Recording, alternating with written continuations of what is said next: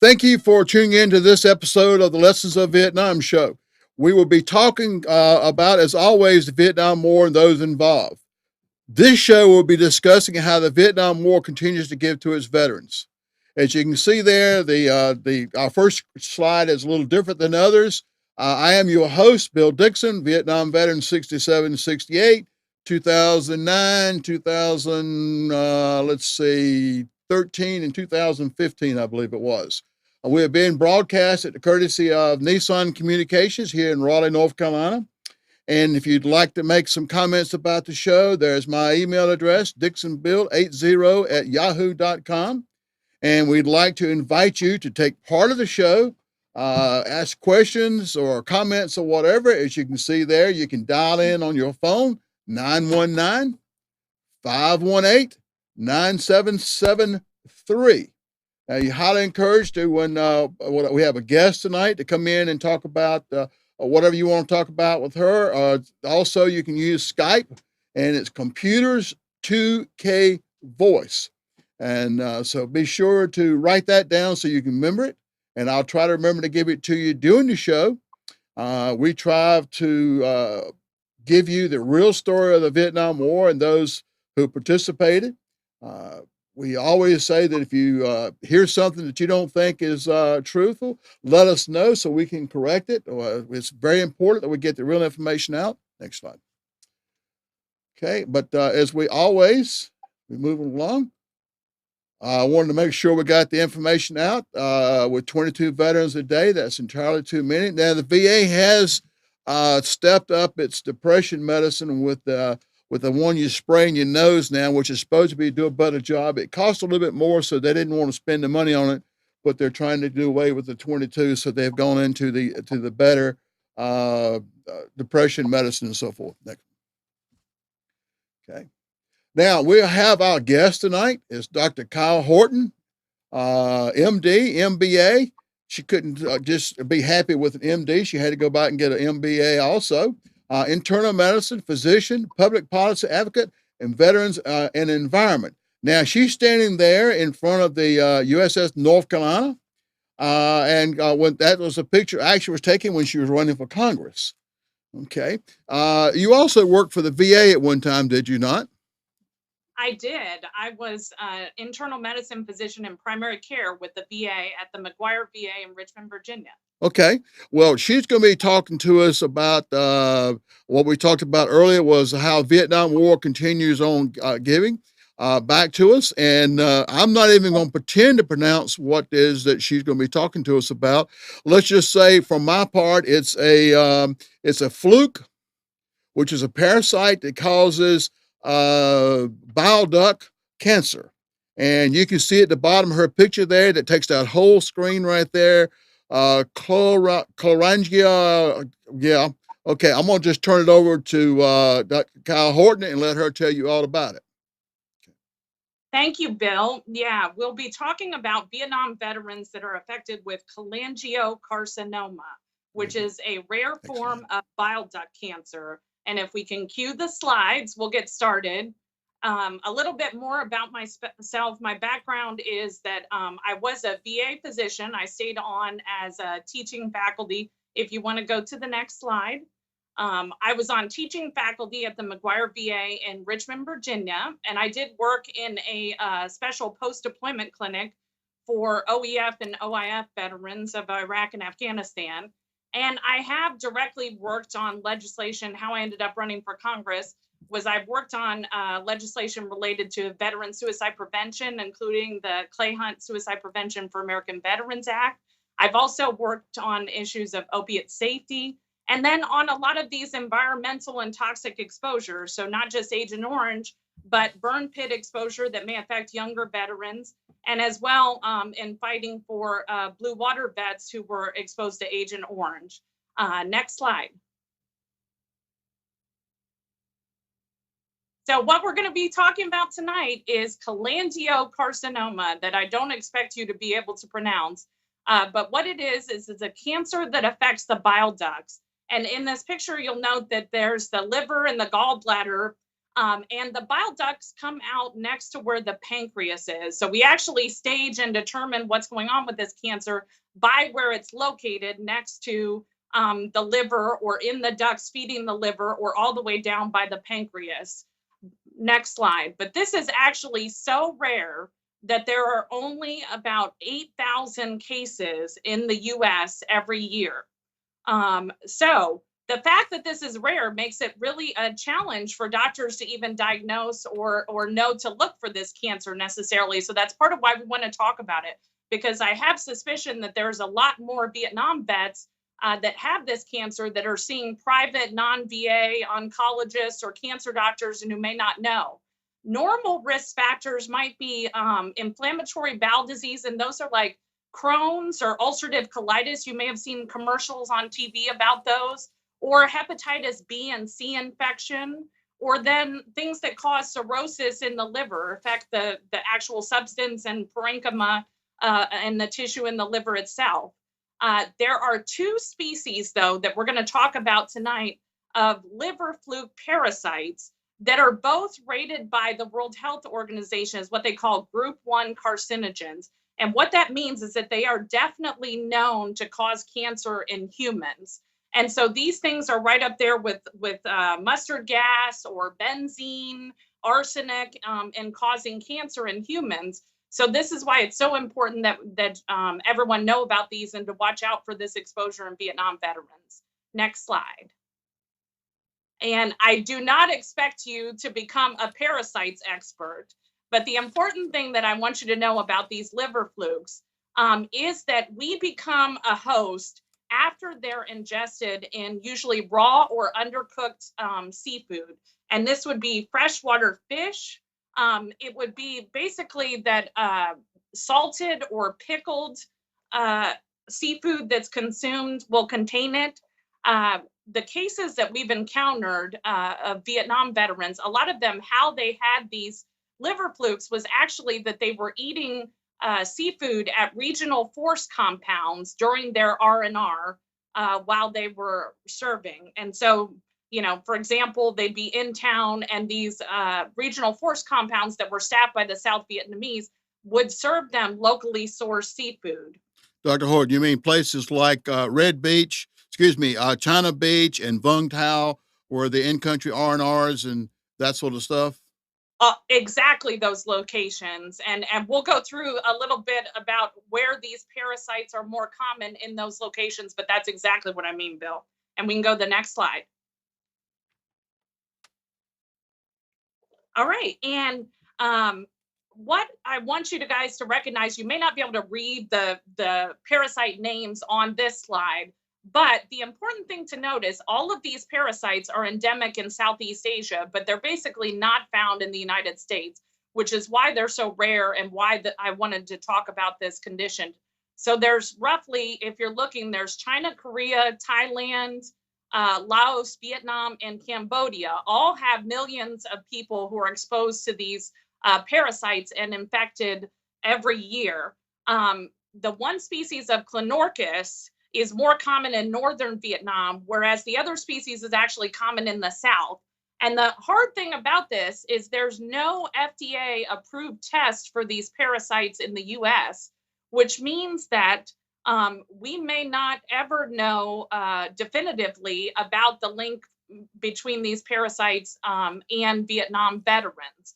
But acutely, how we know that there are so many millions of people that are affected is that in these areas where they're endemic in Southeast Asia, they check their stool for the eggs that are excreted of the parasites. But as you might imagine, as you get farther and farther out from exposure, like, you know, the decades-long time frame from your service in Vietnam, you're less and less likely to detect those eggs in your stool.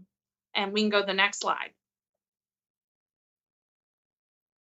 All right, and the important thing is that the VA Public Health Department has actually acknowledged the link between this bile duct cancer and liver fluke infection, and that this might be a problem for either Vietnam or Korean War veterans, as the case may be, because depending on where they served, they could have actually been exposed, because this is also common in rural areas of Korea. But what they came down to as the conclusion is that there is no definitive study that proves the link between this cancer and a higher incidence in Vietnam veterans. So it says at the bottom, the VA is not aware of any studies that show that bile duct cancer occurs more often in Vietnam War veterans than in other groups of people. But the problem is as more veterans are seeking private sector care, and as the VA has not published or not been putting out public calls to actually find folks who are suffering from this cancer, then I suspect that their studies maybe are taking longer, and that they've failed to publish what might actually be a tremendously increased incidence of cholangiocarcinoma, this cancer, in Vietnam veterans. Dr. Okay. Horton, I'm going to ask you a question there. When they Yeah. use this group to say there's not more than these other people, got Vietnam vets we're comparing to what? Non-Vietnam vets, or people who've never been to Vietnam, or Southeast Asia, or just people who have been in the United States? How do they come up with these people to compare?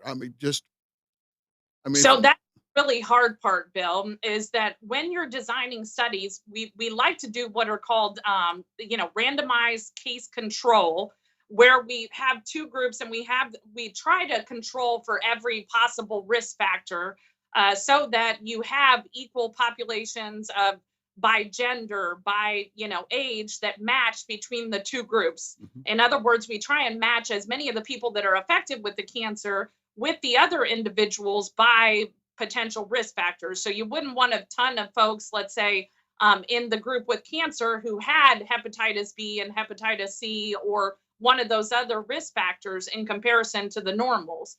But the problem, I think, is when you only have 8,000 cases of this cancer every year, these studies can lack what we call statistical power, meaning you just don't have enough participants to be able to detect the difference, even if it might be there. Have anybody checked? Excuse me. Has anybody checked the percentage of the 8,000 cases? How many of those are Vietnam vets? We do not know. So several years ago, one of the VA's public health officers put out public information that they had roughly 700 cases within the VA system. But I can tell you that I'm a part of a Facebook group that has a coalition of Vietnam vets that are predominantly being cared for in the private sector. And there are roughly 300 family members of affected Vietnam veterans in that group. And that I know of, none of them have actually been enrolled in this study with the VA. Okay. So as we discussed a while ago, someone who has actually gone back to visit Vietnam, whether there was a Vietnam vet or just someone who's gone to Vietnam since the war just to visit, they could also be picking up this fluke. That's correct. So these flukes are still extremely common.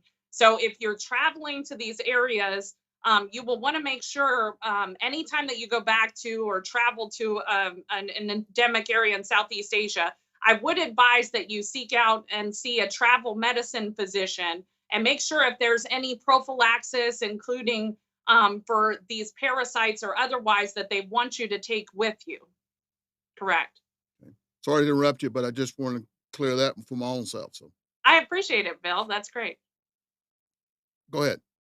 Okay. And so moving on, as we were talking about, there's no FDA approved, and serology is a fancy word for a blood test.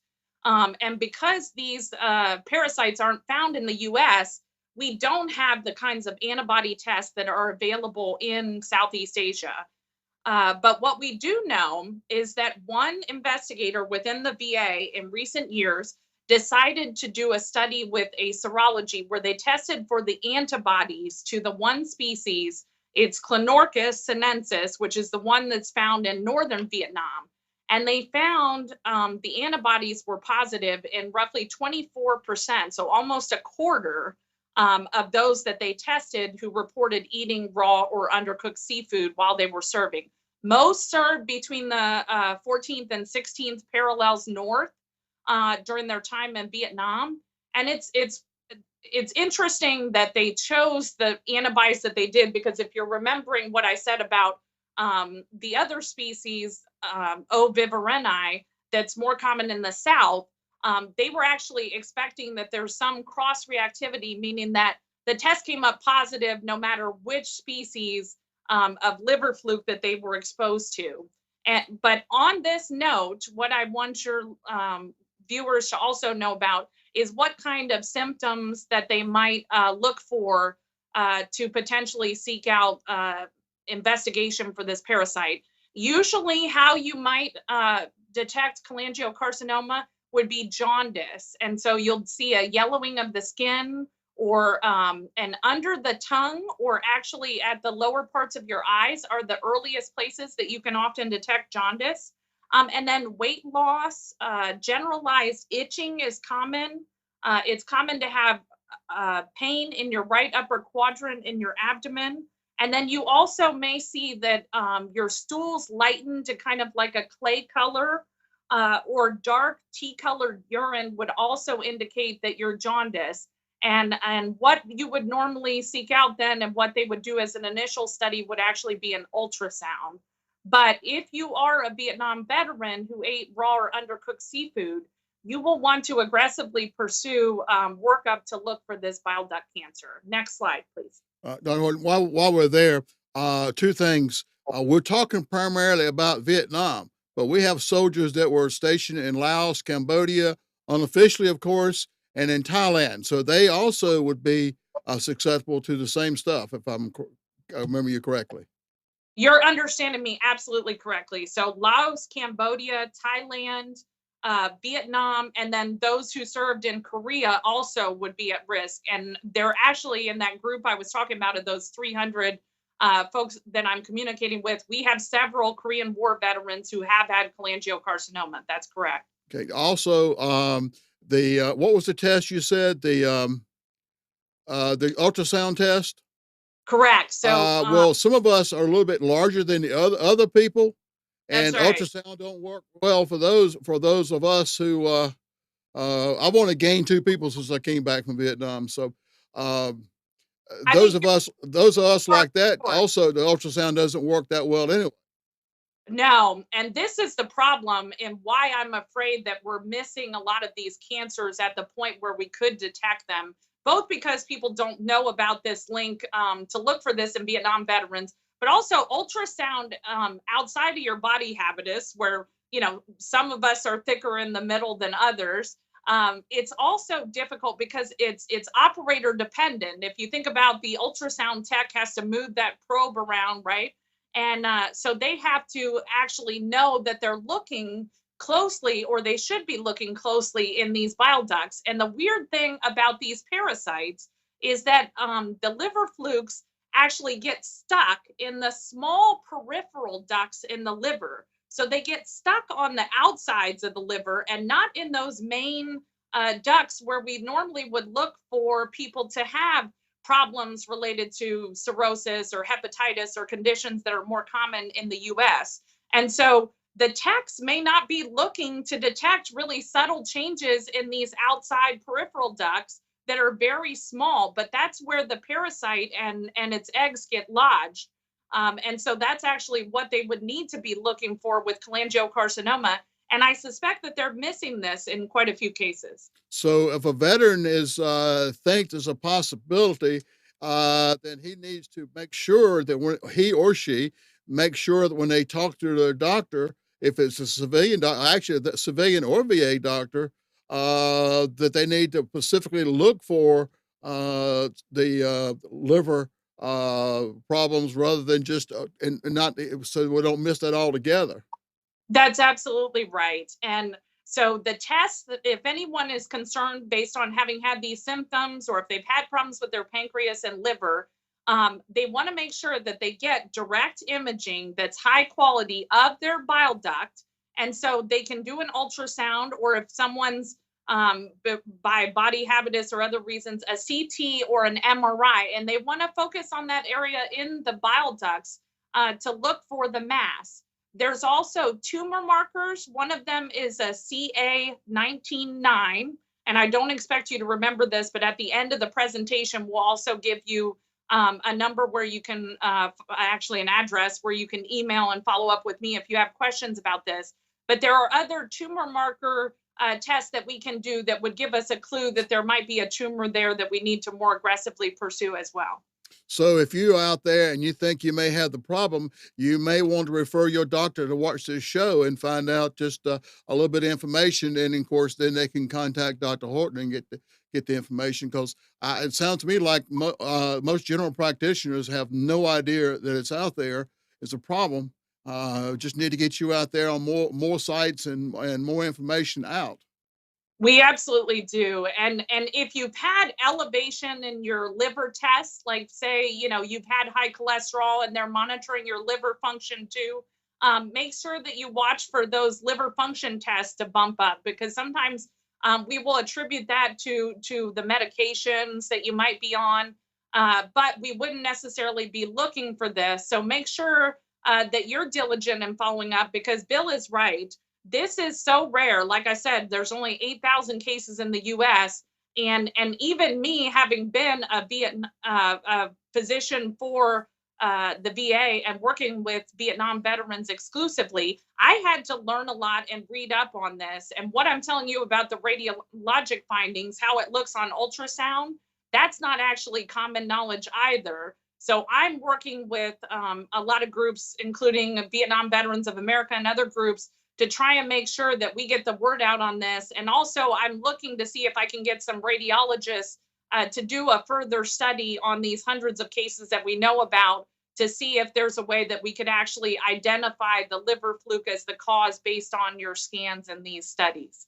Yeah. If you're out there and you have a question, dial 919-518-9773 or go on Skype to Computers 2K Voice and ask the questions like I've been doing, to since you can keep up with all these questions and what she's doing. If I was doing that, I'd get all mixed up and forget where I'm at. But so give her a challenge and come in and ask some questions if you have any.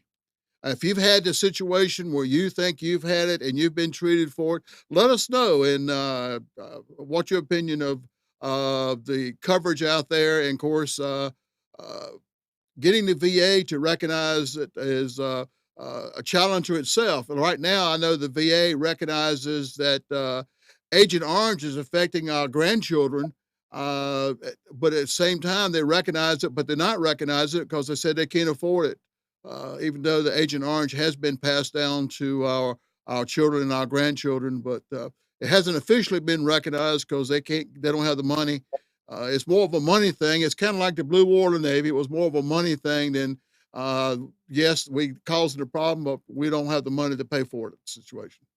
It absolutely is, Bill. And that's part of why I stepped up to run for Congress, is that I felt really strongly about that we should consider the care of veterans a cost of war. And instead, what's happened is that globally, all the money that was allotted for claims and stuff, it's been much easier to get like caregiver assistance for Iraq and Afghanistan veterans because their numbers are so much smaller than Vietnam veterans. So then, as we're looking at advocating for Agent Orange, because of the draft, the numbers are so much larger in terms of Vietnam veterans that then Congress basically fails repeatedly to step up and identify new conditions in a timely fashion that we know are likely to be associated with Agent Orange. And it has everything to do with the budget and the cost and not being willing to step up and consider your care a cost of war.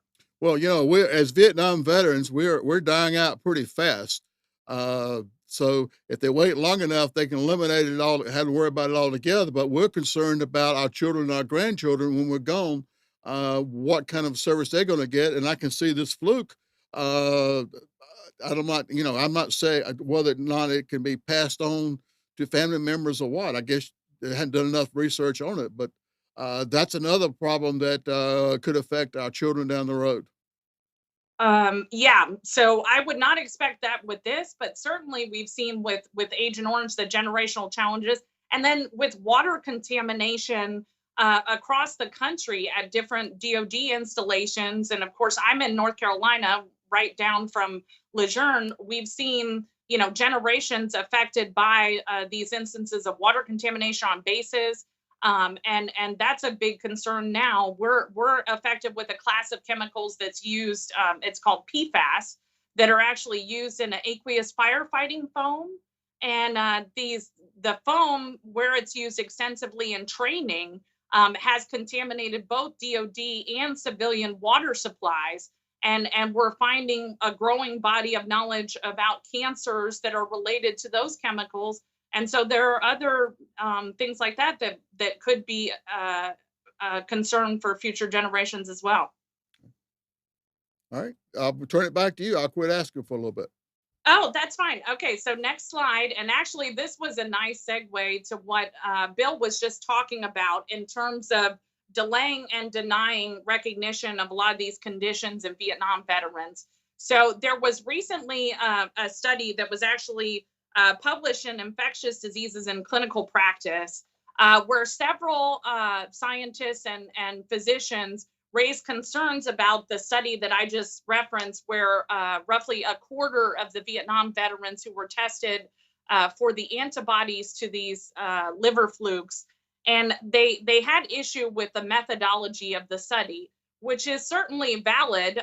There are concerns both with the fact that this serology test that they use is not readily available, but then they're basically calling for a case control study, the way that Bill was asking about, where they match those with cholangiocarcinoma who might have been exposed to other cases. But the problem is, on these very rare cases, it's very difficult to actually get those studies together. And so I have actually reached out, and in the past few weeks, I've been attempting to get lawmakers on board with me as well, to find out which VA center, because we've been told that there is a VA center doing a follow-up study to look at the link between these liver fluke parasites and cholangiocarcinoma in Vietnam veterans.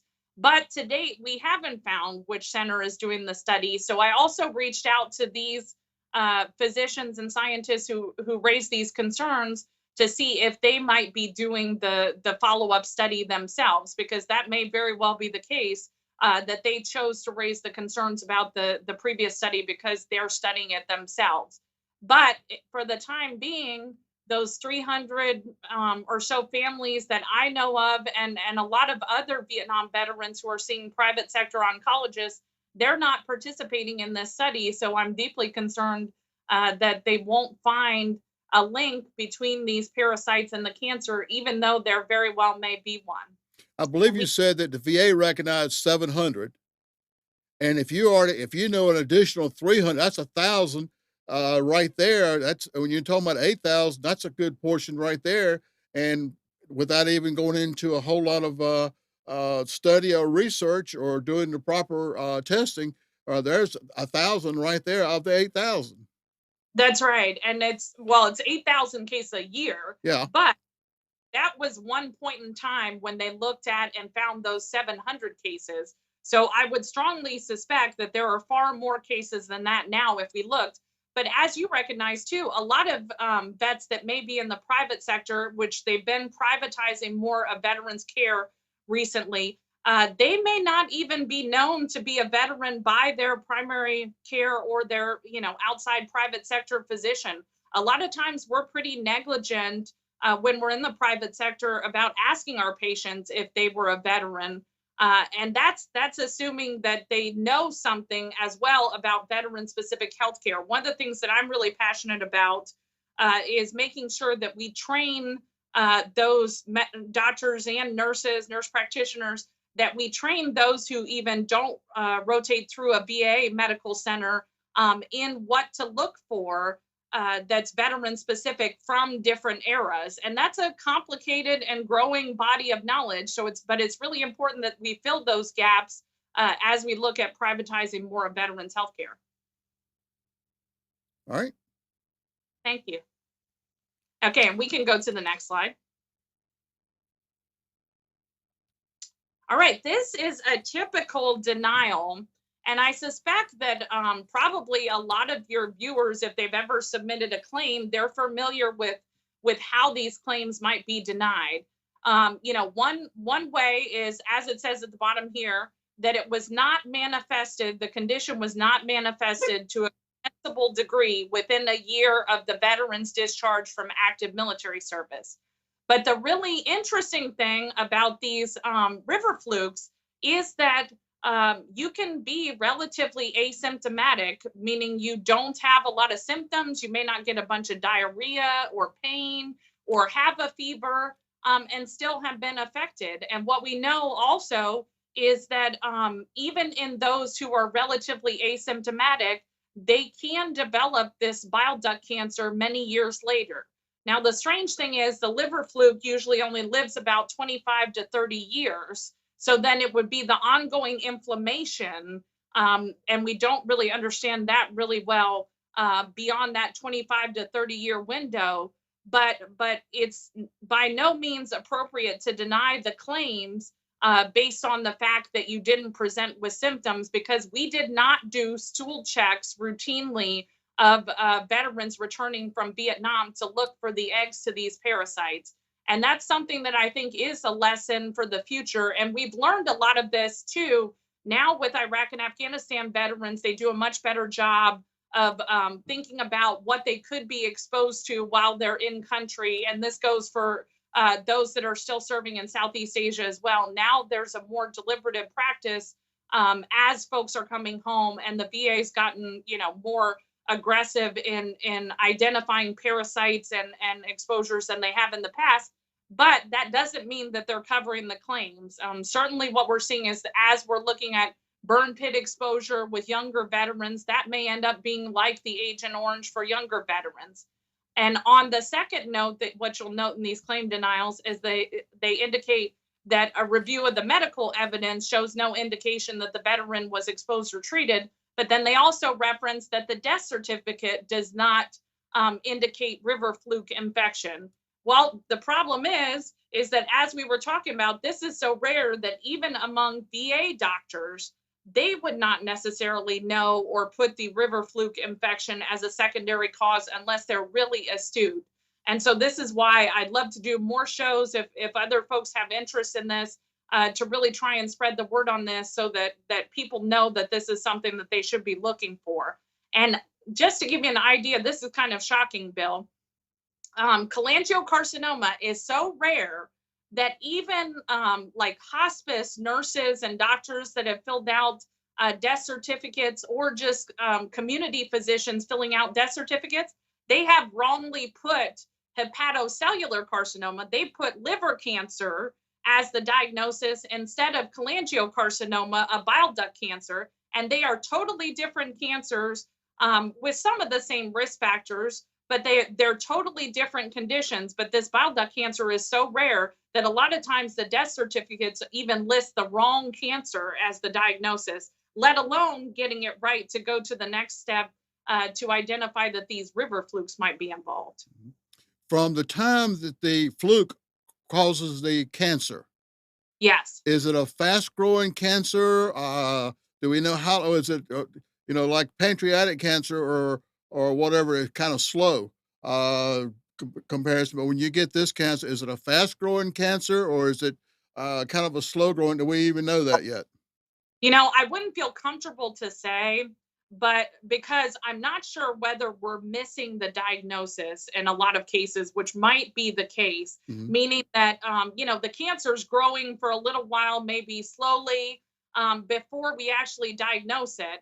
But from diagnosis to death, in many cases, sadly, it can be as little as 6 to 9 months for some of the veterans that we've been looking at.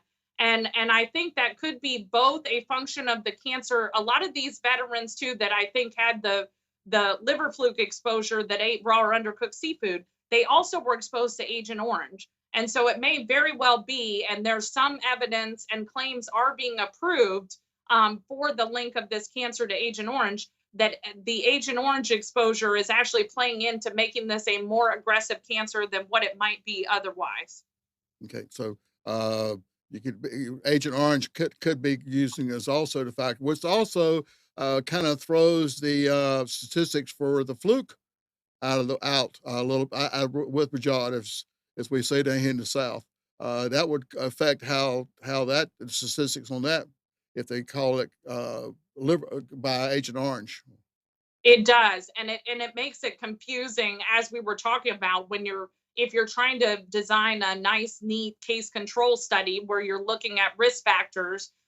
If you had, a lot of folks on the other group and stuff that you were matching them to people who didn't eat raw or undercooked seafood, you would want to actually include other veterans that were exposed to Agent Orange, but didn't have the risk factor for the liver fluke exposure, ideally to control for that. And that's another additional sort of kink in trying to figure this out.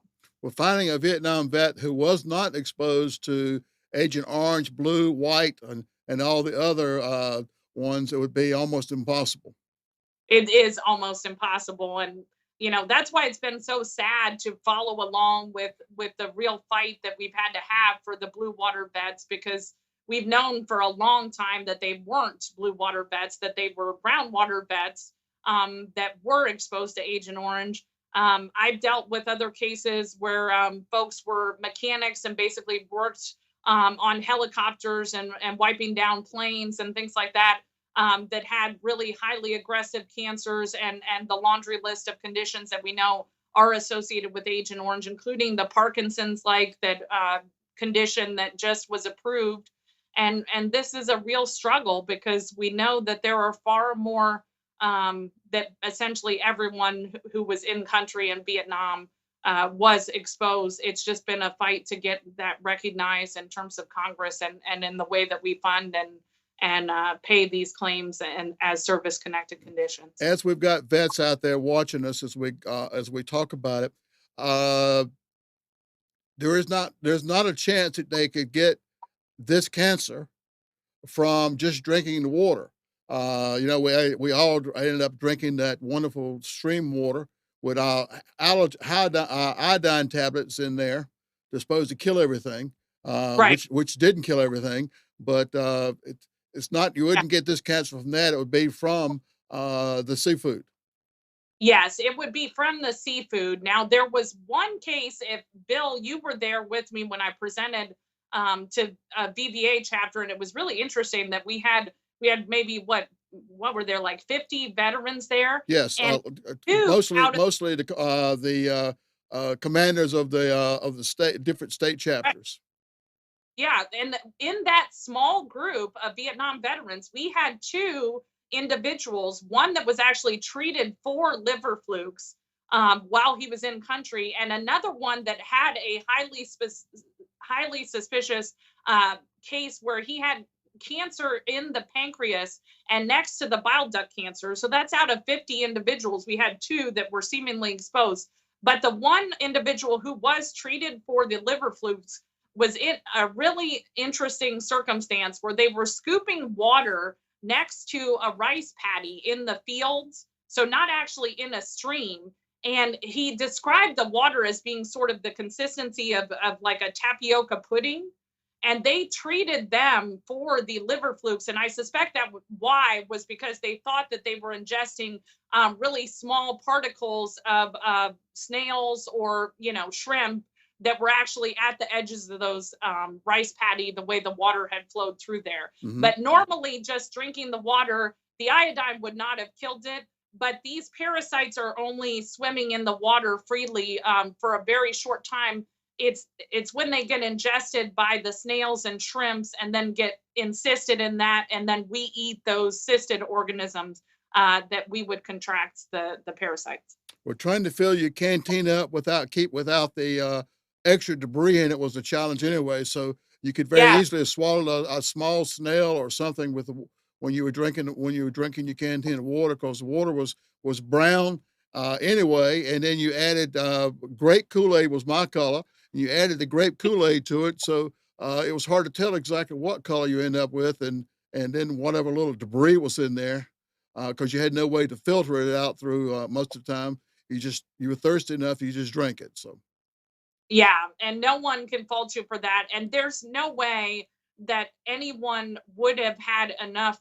I mean, in most cases, people would not have been symptomatic enough that they even would have thought to seek medical care. Because I mean, when you're out and combat and dealing with everything that you all were dealing with, the symptoms would have been so mild that you wouldn't have even thought anything of it at all. So that Yeah. is a situation that there is, as you discussed about at the meeting, there were people who did get it from the water, but the things in the water, not the water itself. Correct. The things that were floating in the water that they just didn't see and know they were there. So it was the right thing to do to treat them in that circumstance. And the sad part is that if we had really been thoughtful, and this is why I suppose that you decided to have this show, is that we don't want future generations to deal with these same challenges that the generation of Vietnam veterans have faced. And so one of the things that we should take away is the importance of thinking about these parasites and these exposures based on where you're serving, what you're eating, what you're drinking, and really being deliberative about both educating doctors so that they know what to screen for, and making sure that if you do not choose to go through the VA, that you are also still being screened appropriately in the private sector. And that's, kind of a growing gap in knowledge that needs to be filled, and something that I'm really passionate about, trying to raise as much awareness. And I'm working on now, I'm probably going to be starting a nonprofit to educate physicians who are in the private sector about a lot of these veteran specific issues that they may encounter in their private practice. Well, along those lines, we have soldiers today serving in Korea. We So absolutely do. those would be exposed to it now rather Yep. than a long time ago, and other places in Southeast Asia. But definitely thinking about Korea, they're going to be exposed to the same situation that we had, and hopefully with your work and the colleagues that you work with, that we can get enough information to make it easier for them to get some attention and get some treatment or whatever and proper test. That's exactly right. And one of the things that I would advocate for is that, if you served in one of those areas in Southeast Asia, and you were consuming raw or undercooked seafood or pickled, salted seafood and stuff, maybe during your R&R or otherwise, that when you come back, that you would request doing a stool test. It's called an oven parasites, but you have them screen you for parasites. And this is something where we need to kind of evolve in how we're figuring these things out more adeptly through the VA healthcare system. But there are several parasites that are listed in an application that's available that your viewers might be interested in. There is an exposure. It's VA exposure education application, and you can download it. It's an app that you can get on your phone, and if you download this VA exposure education application, there's some information on parasites and other conditions like Agent Orange. There's information as well on some of the conditions like Gulf War syndrome, as well as skin conditions that may be interrelated with service, and cancers that you may be at higher risk for. And I don't know how often they are updating this exposure education app, but I am working to make sure that we get the information for the link between these liver flukes listed on that application, so that people will recognize this is something that they need to watch out for. Great. We have an Agent Orange register. Maybe they need to set up a parasite register. That would be wonderful. And that's essentially how I got linked in through the Cholangiocarcinoma Foundation to know about these hundreds of veterans. Was they actually had a database and created a closed Facebook group. But there's a public facing page if you go to Cholangiocarcinoma Foundation, that any of your viewers can go to, and they can actually log if a member of their family who served in Vietnam or Korea, if they want to be included. But it would be lovely if we could find out, which VA center might be looking at this link, because then a lot of these individuals would love to probably sign up and participate in the study. Okay. Yeah. Go ahead. We'll interrupt you for a little while. Go ahead. Oh, okay. All right. So what we talked about with these denials in part is that the medical literature is really clear that these parasites can be relatively asymptomatic, and it's also clear that you can still get the cancer even if you weren't really symptomatic, meaning that you didn't get diagnosed or treated for these liver flukes. And because as we were talking about with the death certificates, I personally looked at 2 death certificates that were filled out entirely wrong. And it was by knowledgeable, I'm sure, and very competent hospice nurses and doctors, but they listed hepatocellular carcinoma, which is cancer of the liver, instead of cholangiocarcinoma. And these are 2 different cancers. But these are oncology and hospice people that weren't really familiar with this cancer because they probably hadn't seen many cases of it. And if you don't know these cases, you're not going to know about the link to the river flukes. And then, as we were discussing, there's a huge lag that these cases of the liver flukes live. Usually, their life cycle is 25 to 30 years. That's how long they can live themselves. And that whole time they're causing inflammation, we suspect. And again, we don't fully understand how this morphs into the cancer, but basically we suspect that the cells, we call it hyperplasia, and then they turn over and basically multiply abnormally and turn over because of inflammation in these ducts.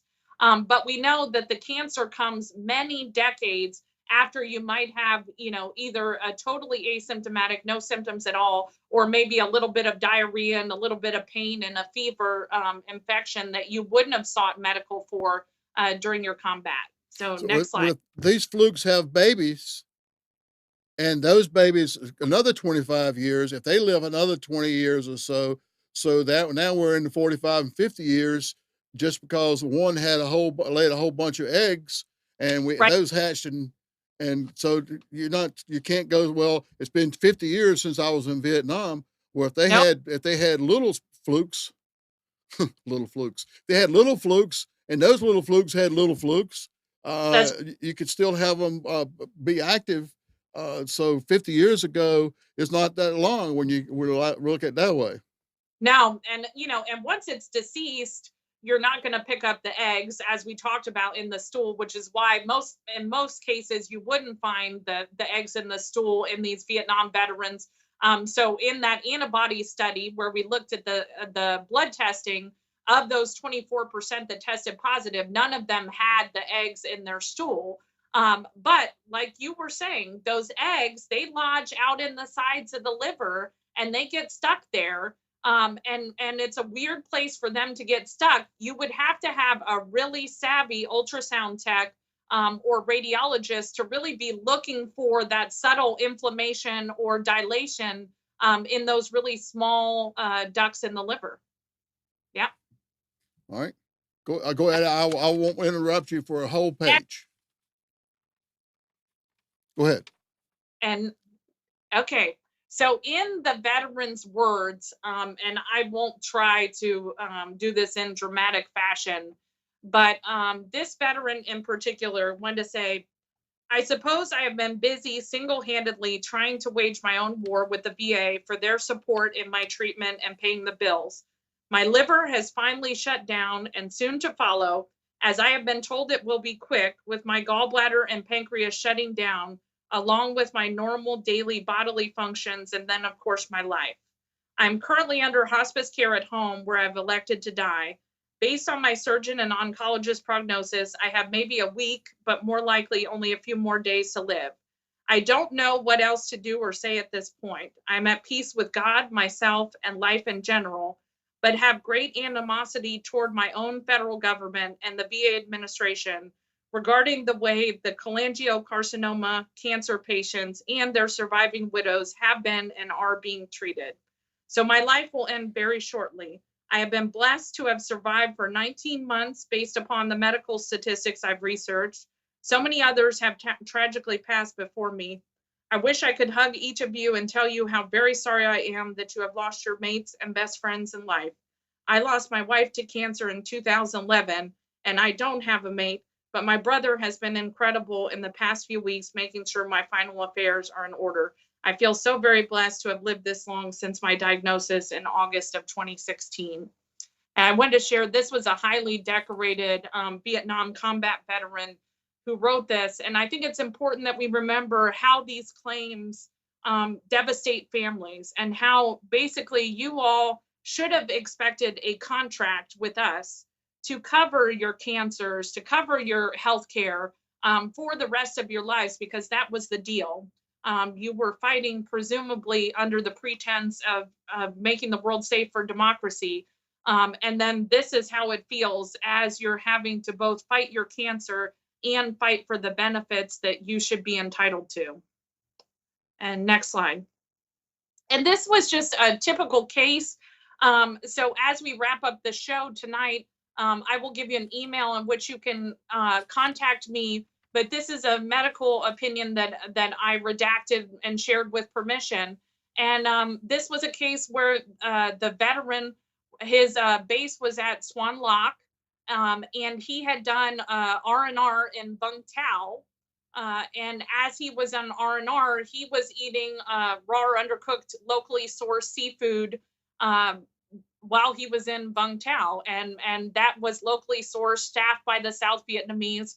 And it wasn't something that I think anyone was on their radar to think about the food. Certainly, people were concerned about the water, and supposedly, as you referenced, Bill, the iodine tablets were supposed to kill everything, but I don't think people were really cognizant of worrying about the food that they were eating during R&R. And next slide.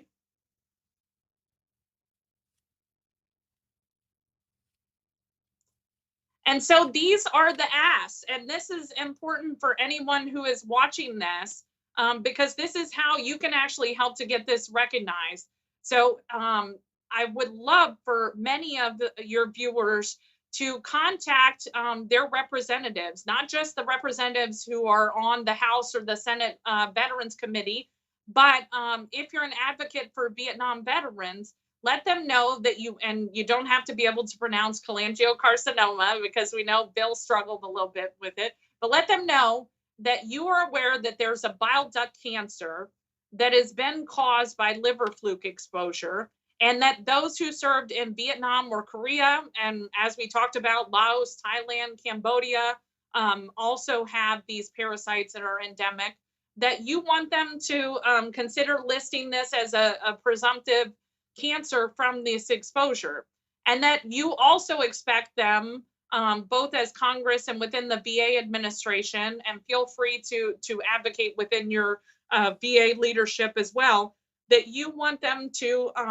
do a public health education campaign for the VA accredited claims agents and attorneys and veteran service officers, so that they are aware of this link. Because in fact, as we found out, many of the folks who are suffering from cholangiocarcinoma, they are finding out about this link through the Cholangiocarcinoma Foundation. But as they go to try and get assistance, even from VA accredited individuals, they are not even aware of the link between this cancer and the liver flukes. And then the final ask along with that is that they make the link to these parasites readily available on that VA exposure education application that we talked about, and on the VA's webpage, as well as an illness that's possibly associated with service in both Vietnam and Korea. And if you're not familiar with who your House members are, if you search, and there's several ways to search house.gov to look for who your House of Representatives person is. But I would also encourage, because I'll be doing, and I'm working on, I've met with members of the committee staff on the majority side, on the House side, but Congressman Mark Takano from California is the chair of the House Veterans Committee. And then Phil Rowe is the minority leader. He was actually a physician on the House side. And then on the Senate side, it's Senator Johnny Isakson, who is from Georgia. And then the ranking member is John Tester from Montana. So feel free to also help me by reaching out to those individuals and letting their office know that you have concerns. And certainly, if you have cholangiocarcinoma already and served in Vietnam, I would like you to go to the Cholangiocarcinoma Foundation webpage and to fill out their form there if you're willing, so that we can contact you and that you're in their database as we're working on trying to get these claims approved. And with that, I would like to close with questions. And I always like to offer an example of my experience. So this picture is of me with former VA Secretary Bob McDonald. And this was actually at the White House signing celebration for the Clay Hunt Suicide Prevention for American Veterans Act. And the reason why I want you to know about this is because it's important to understand how veterans legislation has been going lately. Because while we might assume that everyone wants to help veterans, as you were talking about, Bill, a lot of these bills aren't well funded. So the Clay Hunt Suicide Prevention for American Veterans Act was addressing then an estimated 22 veterans lost to suicide a day. And as you appropriately referenced at the beginning of your show, now we know it's probably more like 20 veterans a day because we've done follow-up studies.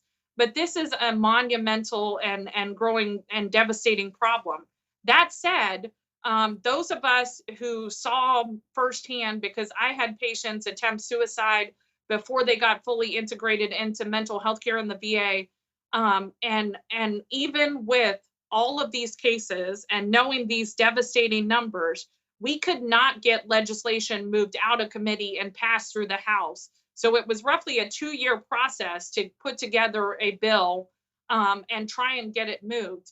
And actually what happened was that Clay Hunt's parents, and I had the privilege of meeting them, they had to go to the Hill personally and then do sort of a media blitz campaign to put pressure on the House leadership to bring the bill out of committee. And before they would pass it out of committee, they did what's called Congressional Budget Office scoring, which means they look at the cost. And it was $22 million over 5 years, which may sound like a lot of money, but that's a joke when you're talking about, 20 lives. Can you really put a price tag on a veteran's life lost to suicide? And this was a complicated issue where we were looking at pilot programs, basically. And even at this meager price tag of $22 million over 5 years, one U.S. senator blocked the bill. It was Senator Tom Coburn from Oklahoma. So we actually had to reintroduce the bill in the next Congress. And you won't believe what happened when they reintroduced it.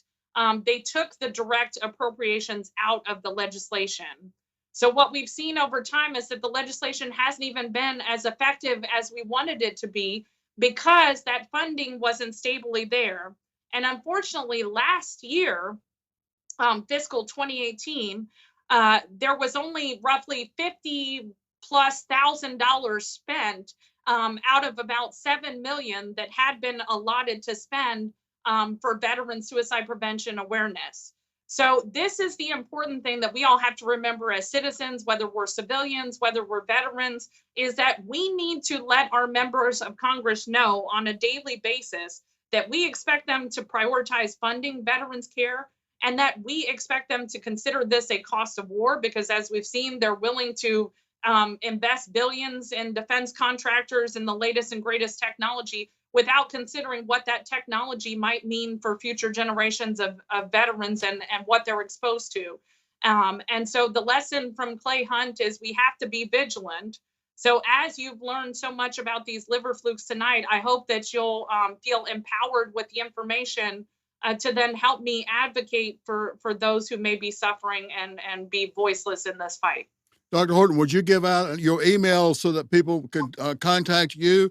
And I believe that you would be happy if they can get a group of concerned people together, a good-sized group someplace that you would be glad to come in and speak to them.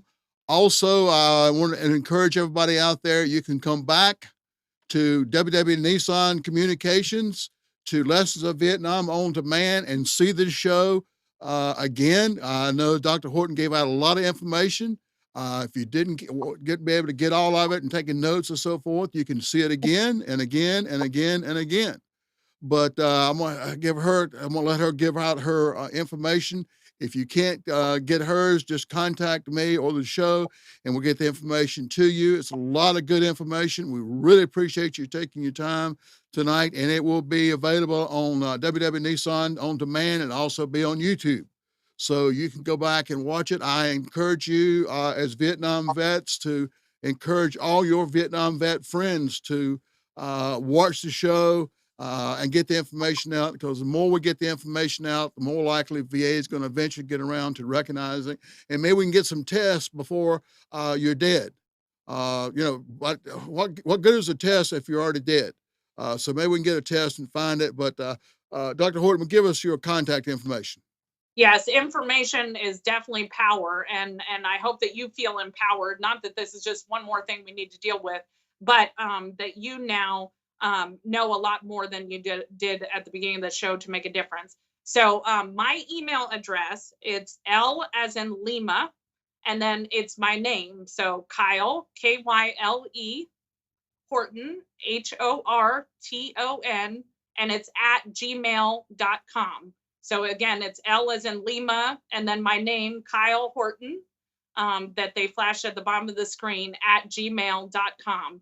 And as Bill said, you can also watch it later on YouTube, and feel free to contact him as well, because I am happy to Skype into other meetings or to travel in some cases as needed to talk more about this condition, because I think there's a lot of lessons for other toxic exposures as well that are relevant to all generations of veterans. And as Bill was saying, this transcends, as we still have veteran active duty serving in Korea and other areas of Southeast Asia.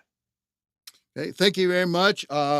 Thank you out there in the audience for taking the time to join us for the Lessons of Vietnam show. We hope you learned something tonight and will entertain a little bit. As always, we strive to give you the real true story. And anytime you question anything on the show, let us know so we can get it corrected. Please tell your friends about tonight's show, the Lessons of Vietnam. Encourage them to tune in for some of the others, but especially this show. The biggest thing, as you've heard from Dr. Horton, is we need to get the word out. We need to beat the drums and get the word out there that the problem is there, so that VA and civilian doctors are hard to treat a veteran because there's so many unique things to a veteran that civilian doctors don't have the exposure to.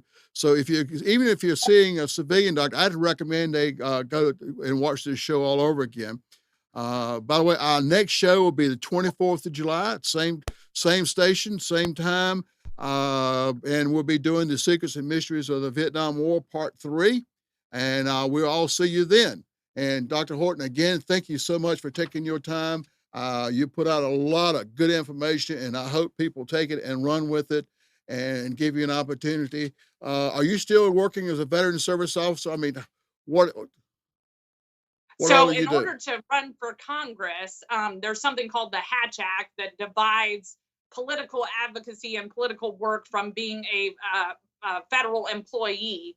And so I have stepped away from directly taking care of veterans to then assist veterans with their claims and do education advocacy, including working on this legislation, because there's this huge gap to funding things like suicide prevention, like these toxic exposures. And so I'm working to fill these gaps now with education and legislative advocacy as well. Okay, did you say you were going to run again?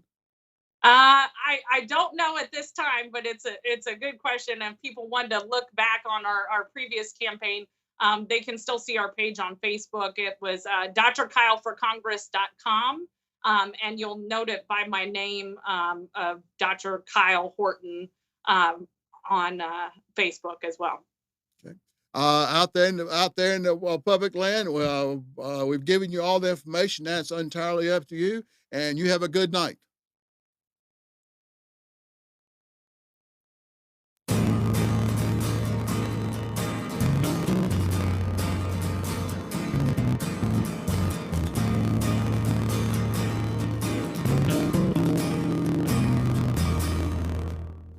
You are tuned to the Nissan Communications Network. If you tuned into or download an MP3 audio file of it in the archives section at nissancommunications.com. Don't forget to subscribe to our YouTube channel, follow us on Twitter, and like us on Facebook. Sponsored by Telestream's Wirecast software, StreamingGear.com, Carolina Apparel, and DeltaForce.net.